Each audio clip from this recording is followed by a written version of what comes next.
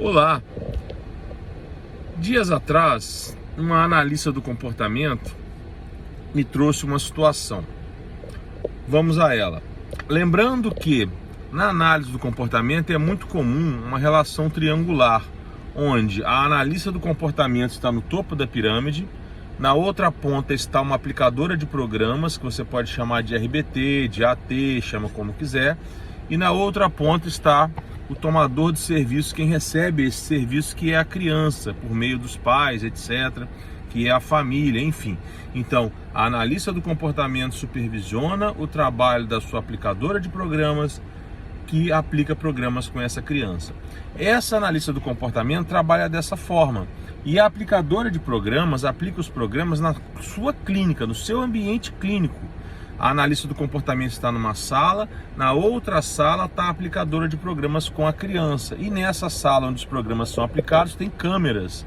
E a analista do comportamento acompanha, às vezes não imediatamente, não ao vivo, mas vê as imagens, debate com a aplicadora, treina a aplicadora, treinou a aplicadora, discutem, fazem relatórios, colhem dados, enfim, tudo o que deve ser feito para que o trabalho seja de qualidade. A mãe, vendo que a analista do comportamento não estava entrando na sala, ficou insatisfeita. Não, mas você não está entrando na sala, só a aplicadora de programas está aplicando programa, você não está trabalhando com a criança, etc.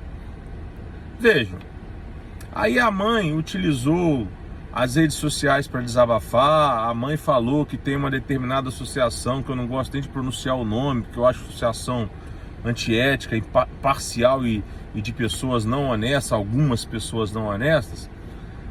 Disse, mas a associação tal fala que tem que ter 20% de participação do terapeuta. O terapeuta tem que participar 20%. Então vamos imaginar que a criança seja atendida 5 vezes na semana. Um dia da semana o terapeuta tem que entrar, que isso é uma regra, que isso é uma lei.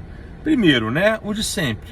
Associação não faz lei. Segundo, o entendimento dessa associação, se é que existe, porque realmente eu não sei, ele não tem qualquer evidência científica, porque essa associação criou uma cartilha de atendimento sem comprovar por meio de evidência científica que essa logística de atendimento é a melhor logística, é a única logística que dá certo, ou seja, tiraram da cachola deles. Bem, e o terceiro ponto, essa questão do terapeuta profissional atender pessoalmente ou não, e não só o aplicador, ter uma mescla, ou ter só o terapeuta principal, ou ter só o aplicador, depende da logística de cada um, não tem regra. Eu tenho pontos a favor de ter o aplicador de programas e eu tenho pontos contra.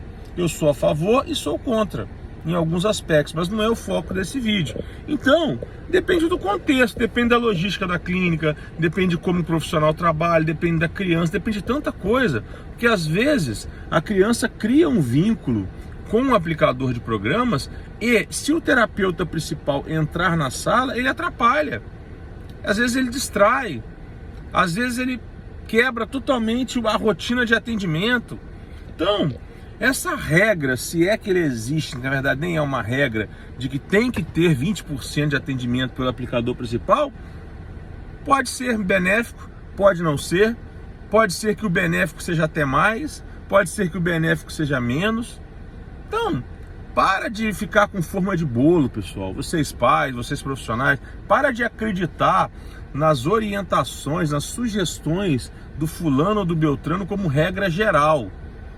Se o fulano ou beltrano quer dar piruada no seu trabalho, ele dê especificamente no seu trabalho, individualmente, em cada trabalho. E não crie uma cartilha geral para você seguir como se fosse lei.